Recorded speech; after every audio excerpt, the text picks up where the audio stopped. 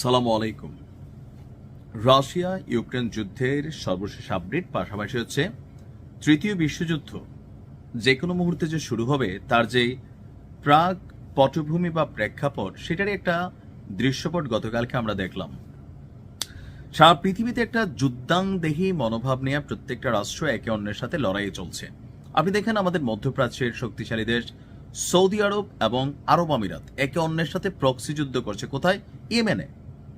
Saudi আরব আমিরাতকে ধমক দিচ্ছে যে তোমরা যদি ইয়েমেনে খেলা বন্ধ না করো তাহলে ওইখানে আমরা আরো বড় অভিযান চালাবো। কেন ভাই? সৌদি, তোমার যদি সাহস থাকে তুমি আরব আমিরাতে সরাসরি খেলো। আরব আমিরাতের যদি সৌদিকে নিয়ে খেলতে ইচ্ছা হয় ডাইরেক্ট সৌদির বিরুদ্ধে খেলো। আমরা দূর থেকে দেখি, মালাই খাবো, মিঠাই খাবো, মন্ডা খাবো, তারপর আমরা বলবো ইয়া হাবিবি মারহাবা মারহাবা মাশাআল্লাহ, এরকম বলবো। ইয়েমেনকে বাইছা নিছে মিডল কান্ট্রি হিসাবে। তার মানে পরাশক্তির রাষ্ট্রগুলো ছোটখাটো দেশগুলোকে বেছে নেয় যুদ্ধের ক্ষেত্রের জন্য, যেমনটা পশ্চিমা বিশ্ব ইউক্রেনকে বেছে নিয়েছে রাশিয়ার সাথে লড়াই করার জন্য। এখন রাশিয়া তো রাশিয়াই, রাশিয়াকে বাটে ফেলার জন্য সর্বোচ্চ কূটকৌশল পশ্চিমারা নিয়েছে। এর মাঝখানে বেলারুশের সীমান্তবর্তী যে দেশগুলো আছে সেই দেশগুলোতে পশ্চিমাদের বেশ কিছু সামরিক অ্যাক্টিভিটিস ইদানিং নজরে আসছে। যেমন ধরেন আপনার কি বলা হয়, যেই ন্যাটোর যে ঘাঁটি আছে, ন্যাটোর ঘাঁটিগুলা নিয়ে রাশিয়ার সাথে মেইন সমস্যা ছিল যে ইউক্রেনের ন্যাটো ঘাঁটি বানাবে।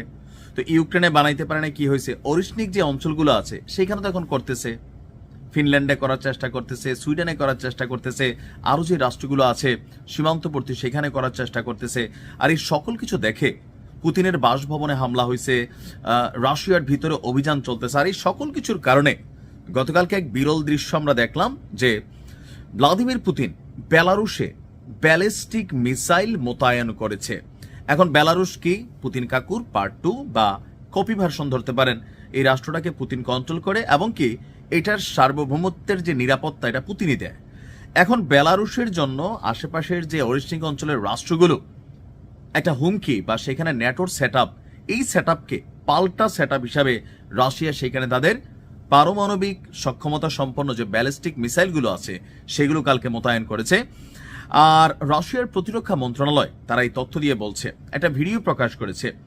বিশেষ এক অনুষ্ঠানের অংশ হিসাবে সেনা কর্মকর্তারা জাতীয় পতাকা উত্তোলন করছেন।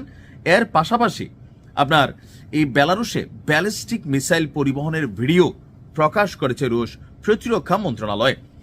নববর্ষে দেওয়া ভাষণে পুতিন কাকু বলছে ইউক্রেনের বিরুদ্ধে চলমান যুদ্ধে রাশিয়া জয়ী হবে। অন্যদিকে পশ্চিমারা যদি কোনো রকম অ্যাক্টিভিটিস রাশিয়া এবং তার মিত্রদের বিরুদ্ধে নিতে চায় তাহলে তৃতীয় বিশ্বযুদ্ধ নির্ঘাত হবে।